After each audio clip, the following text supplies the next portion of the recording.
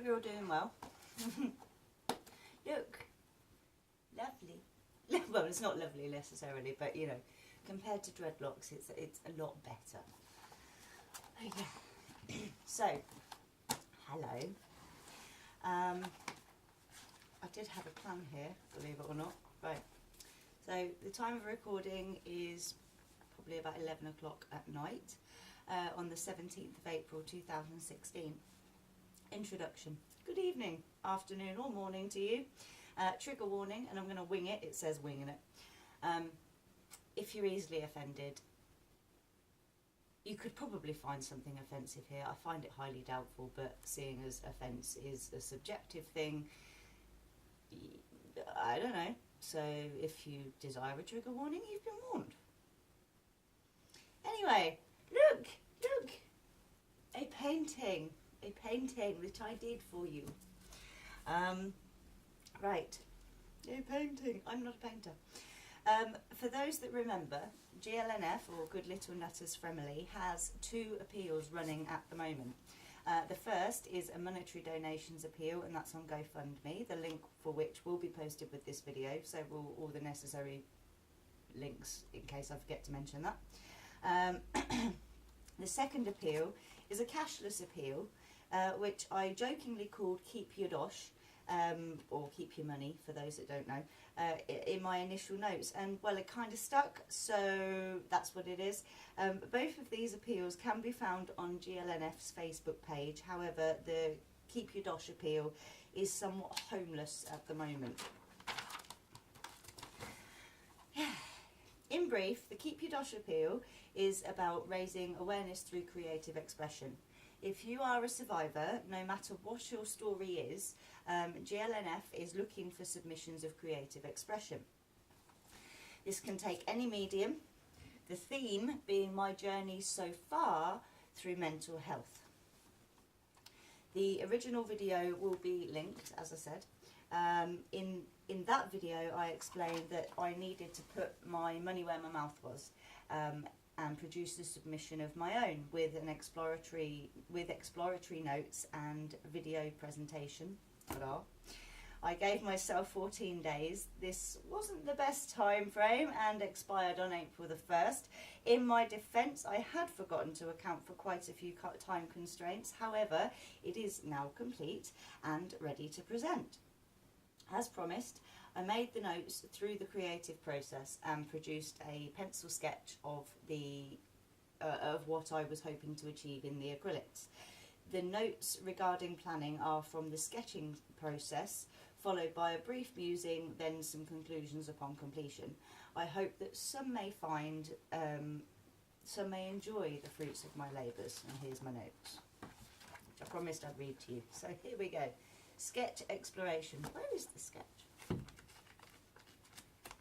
Sorry, I just thought I might as well, probably a good thing to show you the sketch as well. Ah, there she is. So that's the original sketch. And as you can see, it's not far off, is it, really? Let's see if I can bring that round to make it a bit clearer. There we go. Ta-da! Bring it back a bit, woman. If I'm really smart, and I can work out the camera angles, which I'm useless at. There we go. See? Pretty good. So that was the sketch itself. Right. And I started work on the exploration on the way home from a cross-country gallivant to see, well, to sort some things out and to see someone. The wonderful Lord of Awesomeness is all I'll say about that. I have never considered myself an artist. Quite the contrary. In fact, I would say instead that any creative flair that others perceive in me is born of necessity. My journey has been very much a cyclical one. Each new experience brings new and more in-depth understanding of not only my own place in the world, yet also the intricate relationships between myself, the way I experience the world, and the world as experienced by others. This can and does spark a lot of conflict, inner conflict, and as with any conflict, in order to progress we must resolve this first. In theory, there are numerous accessible methods for such times. However, often through financial or logistical reasons, many are left to go it alone, which can, and in some cases does, lead to irrevocable damage in a number of ways, including obviously suicide. I have been one of that number, more times than I can remember. Over many years, I have developed what I call pressure cooker valves for using in the moment when something's annoying me or stressing me out or whatever, or I'm finding something very frustrating. And they consist of things like blowing raspberries, like the bigger the raspberry, the bigger the annoyedness. Annoyedness, yeah. Laughing at inappropriate times and ridiculous situation, or how ridiculous a situation appears to be, kind of like that. This is not what I expected to happen when I woke up this morning, ha ha ha, type of thing. And or graphic novel style involuntary visualizations of whatever the subject happens to be. They're very funny, very graphic. Inevitably, once the day is done and calm has been restored, my neck. Said events are then rerun in my mind's eye within the context of self-improvement potential. What could I do differently in future, etc. As part of this process, and in order to confirm or deny conclusions, it is necessary to reflect as fully as possible, which makes it essential to consider past experiences in just the same way as the current ones with the... I didn't write this bit down. With the new lens of the new perspective. In relation to this specific project, encompassing my entire journey thus far, in one image is quite a tall order, yet I am content with the imagery I have in mind. At the time of writing, I'd only completed the sketch and had not long been home. So this next part, I'll tell you when we get to the after the painting. At the time of writing, I was still at the sketch stage. Throughout the sketch process, I was trying to visualise the colours and textures of the various elements in the image. At this stage, my intent was to apply the chakra colour system, so each colour will represent a different energy centre. I have found that this system aligns beautifully with something called Maslow's hierarchy of needs, which is from the psychotherapeutic school of theory. And it aligns beautifully because red, the base chakra, which symbolises safety and security, also forms the base level of Maslow's hierarchy of needs, that you need to be safe and secure, you need to have your base needs met, and then so on and so forth up until you're fully actualised, which is there when you go up through the chakra colours and you reach the white, which is the fully actualised chakra system. Ta-da! Texture is also important in this piece. Life is far from smooth for anyone, so the variety of texture symbolises the acknowledgement of the rough with the smooth in life. The board which I have used had a white finished side, and the unfinished semi-chipboardy MDF type side reminds me of the infinite potentials of external influences and fleeting experiences that often find their way into our lives and have some lasting impacts. In good ways as well as bad, you know. A lot of things are good. The elements of the painting. The double helix and a blank space overshadowed or undershadowed by external influences beyond one's own control. A moment of full collapse where these elements all come together and go pop, and your brain goes pop. So the full moment of collapse. Overcoming the negative influences, and then the casting off of introjective values. Introjective values are things, the internalised criticisms, as it were. So you're stupid, you're worthless, those sorts of things. Those are introjective values. Is sort of the things that you heard often as you were growing. So the casting off of introjective values, and I've lost my place. Oh yes, learning to perceive, acknowledge and accept myself as I am with love and gratitude, which I do and I would highly recommend. It doesn't mean I'm an arrogant pig, because I love to learn, and I personally think that well, I'm not the only one that thinks that, but life is all about learning, and if you're done learning, then you're missing something. Sorry, that's my opinion. I did say trigger warning. The resulting overwhelming drive to empower others through kindness, love and peaceful means.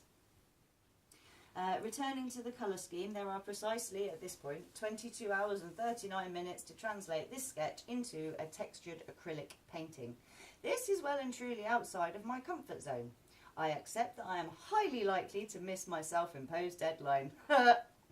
With all that said, I've had a good 24 hours in contemplation and reflection regarding this. Pardon me.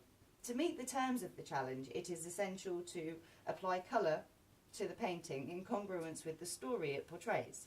Therefore, the plan is as follows.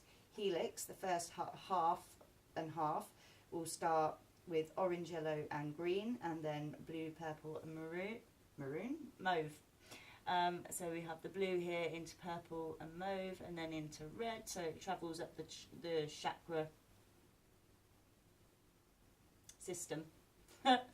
And each one, they both have all of the colours involved, and that sort of represents your my development, my growth as a child. And then, as I say, this is the stuff that I couldn't possibly have planned for. So this is my early development as a child,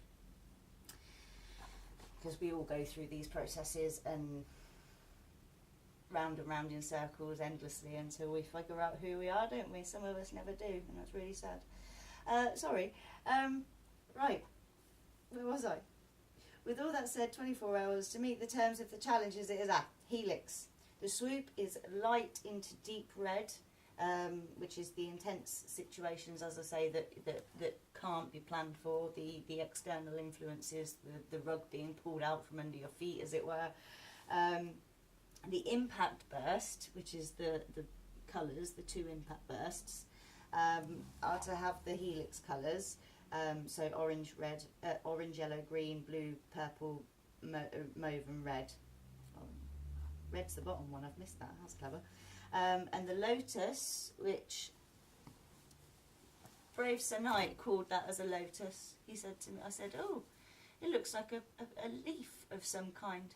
And he said, do you know, I was thinking it looks like a lotus flower, and I thought, oh, that's lovely. And then I looked again and I thought, yes, it does, thank you very much. So that's what it then became. But the lotus is an ivory white with hints of all the colours from the bursts. And also I wanted to have that shadow over here as well.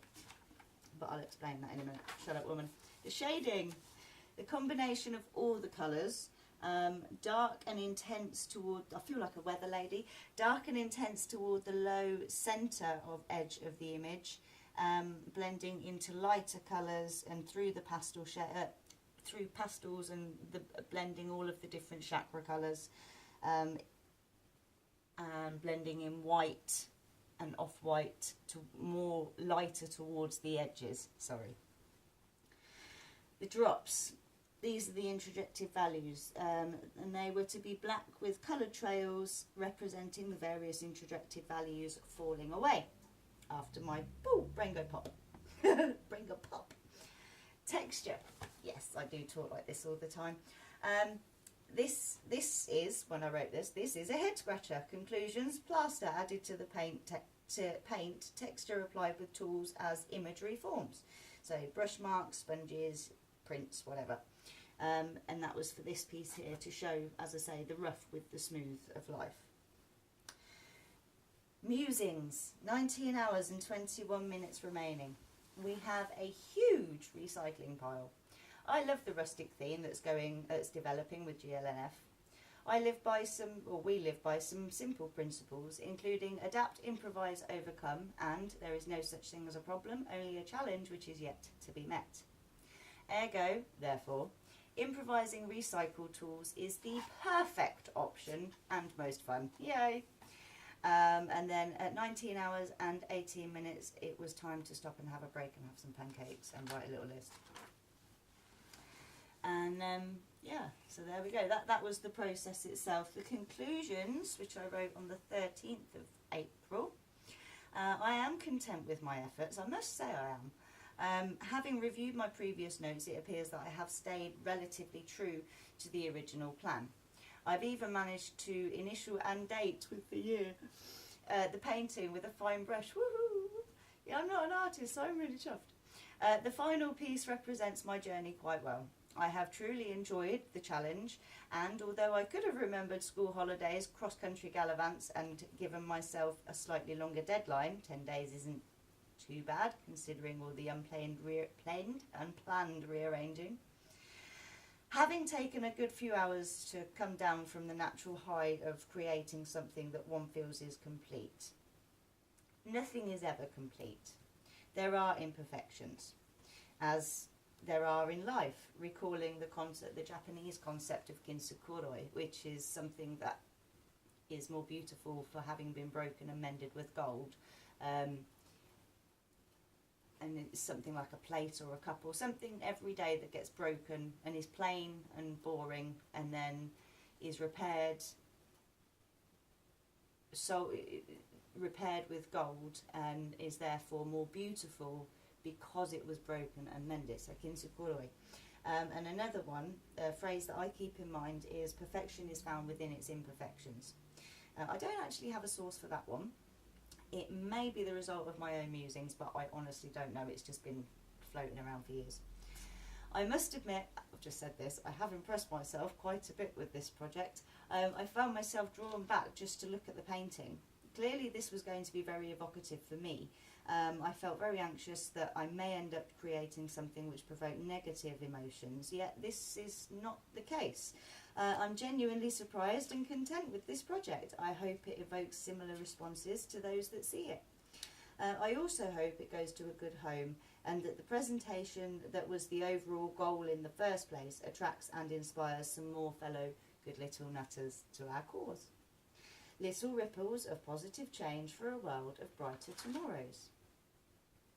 During the creative process, it occurred to me that I had no final intent for this piece, its purpose being to offer myself up to the altar of potential ridicule, backlash, and etc., inherent in an idea like the Keep Your Dosh appeal. To demonstrate to some degree my belief in the GLNF and my conviction to be the change that I want to see. This is also represented in the painting.